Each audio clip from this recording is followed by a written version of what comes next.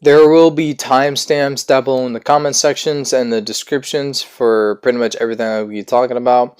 So I think this is the best strategy, in my opinion, to fully maximize your battle pass for Season 2 of Black Ops Cold War.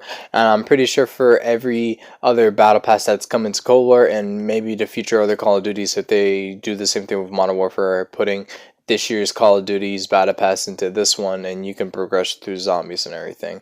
So yeah, I chose D Machine as the perfect map to do this on because one, you can get 2 different wonder weapons, and two, the Megaton is really easy to deal with. Just go shoot for the head and everything.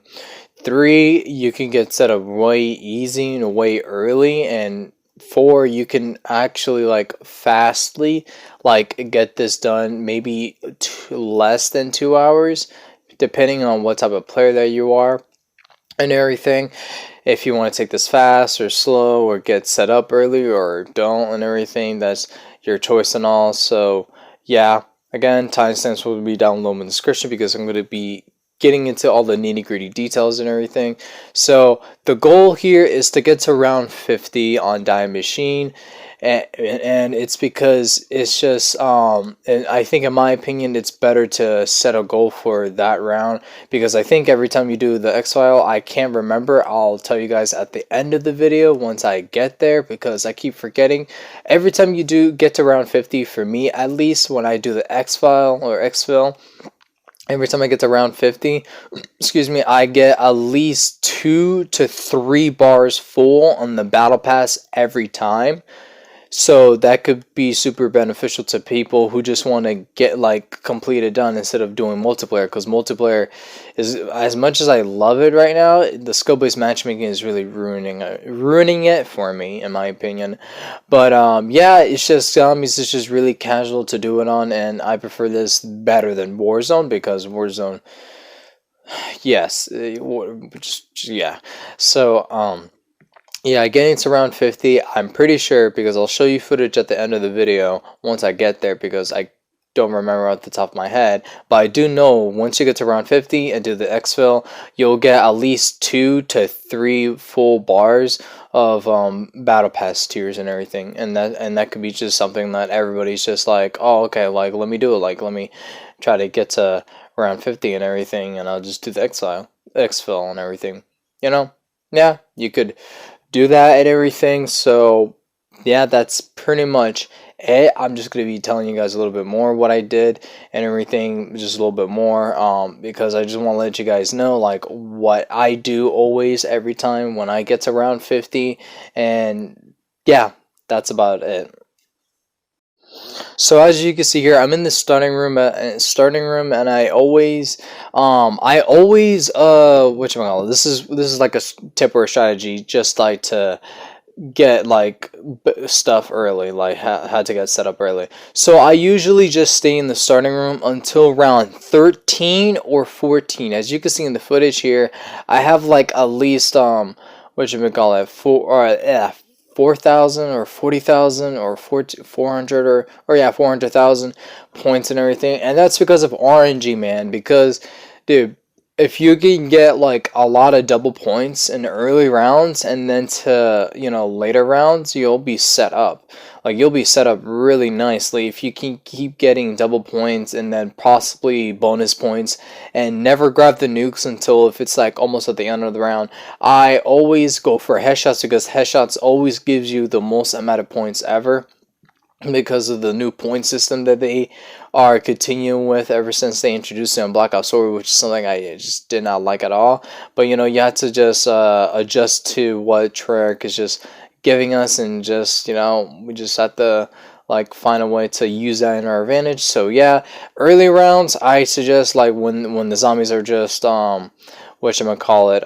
slowly walking and everything, you know, just take the time to go for headshots, and I promise you, getting headshots in the early rounds will definitely help you. But once you get maybe round 10 to 11ish, like, you might need to, you know, do a train, like run around in circles a little bit, and then consistently get headshots with the horde of zombies. So my tip here, always keep your distance. Have a little bit of distance between yourself and the zombies, because I died. You don't know how many times I died because I let them get too close to me, and I have not gotten enough time to use my ether shroud to, like, you know, make myself invisible and them ignoring me. Like, I fucked up so many times. So you, like, having the self revive is really useful, but it's just like it's either you keep going or you just restart. But if you have like a set amount of points, I suggest just not restarting, because like you could just get it from all the blue rarity salvage that you can get from the floor of zombies. And another thing, I always put increased drop rates in all my guns every time I just pick one or customize mine before I head in, because I just want to get, like, as soon as you use your weapon, you'll have like chances to either get the blue salvage or the armor. I have gotten it multiple times. But you know, that's something, if you want to add into your guns, if you prefer to have increased drop rates, or if you just prefer just like having attachments like with dealing damage or all that stuff and everything, and like hip fire and all that, then you know, that's on you on that one.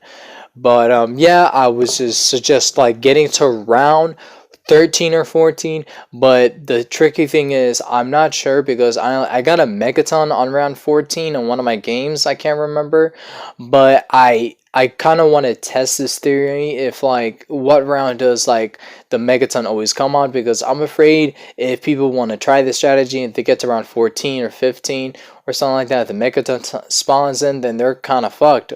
But I managed to kill the megaton without Jug. It was a pain in the ass because I had to kill all the zombies, leave one, had to make a crawler out of one of them, and I had to leave one, and I just keep repeatedly shoot the guy in the head. But yeah, that's pretty much it there. I suggest, in my opinion, for equipment, I always go with Semtex and just stem shots. I'm pretty sure everybody just runs stem shots, so that one's just no big deal or anything. But yeah, that's pretty much it on that one. So here's where I go every time. This is the route I always take. I always take this door with the bunny on it on spawn every time, because I'm going to be training in the yard, because I think the yard is the best place to do your training on and everything. So I always go there, and then I would just open the doors up top, make sure I get the one with the Wonder Fizz and everything, and one that leads outside to where Quick Revive is and everything, and then I will go to the door where Stamina Up is. I always collect like the perk how do you call it, the bonus perk change or whatever. I always just grab that, because why not? It's really useful. And then I always open the left door and then right door first, because, you know, YOLO, why not? Then grab some points from there. And then it's just basically I'm doing like a big circle around, because I'm going to be turning on power, grabbing 100 points from the perk, and then going back to the mannequin.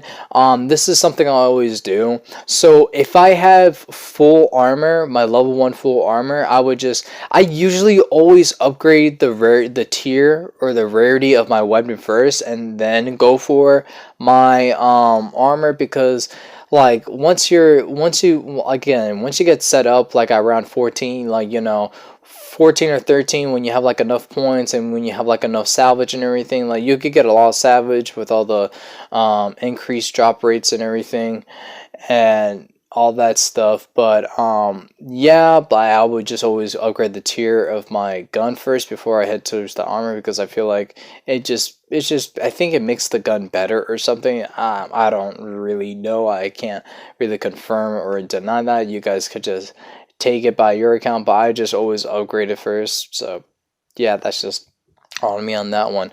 And then activating the whole dark ether thing, and I never grab perks, because I will always go straight to the Wonder Fizz immediately I activate dark ether, or activate the dark ether.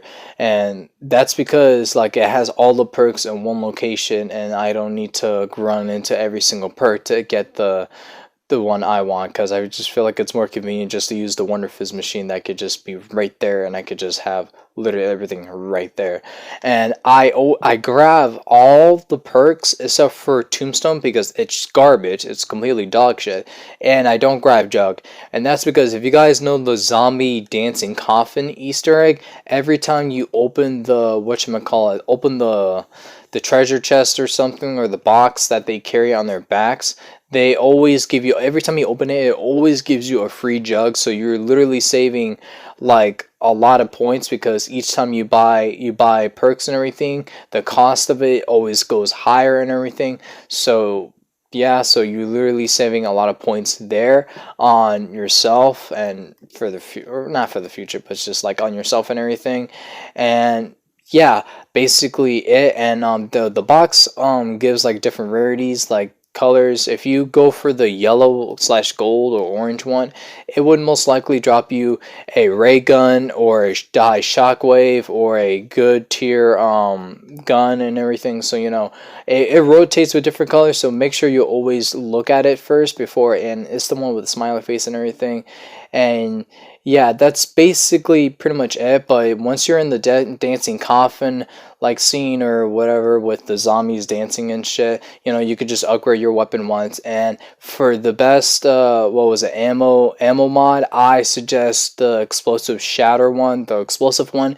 That's because it could just deal a lot of damage towards the megaton and the armor zombies, and it's the best combination to go with electric pop, not electric pop, the elemental pop thing, the perk that gives you like different ammo mods, conversions, and everything. And I find that to be a really good combo in my opinion there. But yeah, that's basically it. You're just basically set up. You could just, yeah, you could do all this just all on the same round, and then the next round will be there. Every time you do this, on one round, that same round that you open doors to get set up and everything, you can immediately after that will be a dog round. So yeah, and after that it will be like the megaton spawning in and everything, and yeah, you're pretty much set from there. Here's my level up by my prestige and everything. It's all good. 89, prestige 5, you know, not bad for myself and everything. So here comes the actual tier progression, and it seems like, well, I had a little bit of bar to fill with 52. So here it is. We got one full tier, and I think we're gonna get another full tier, and bam, okay, those are two full tiers. And let's see the third one. And that one's just like maybe a quarter or 1/4 of the tier being full. So yeah, if you do this consistently, I guess you can get 2 tiers per battle pass, and to casually just play it, because I think this is the most casual and safe way to play it, because in my opinion it doesn't require you to do much when you just play zombies. So yeah, that's just me on that. Let me know what you guys think about this down below, if this guide or tutorial helped you, because if it does, that would be incredible. If not, then yeah. So anyways, ladies and gentlemen, my name is C39. Hope this helps, and I'll see you guys in the next one. Have a wonderful morning, day, evening, whatever the occasion is, and I'll see you all in the next one. Later.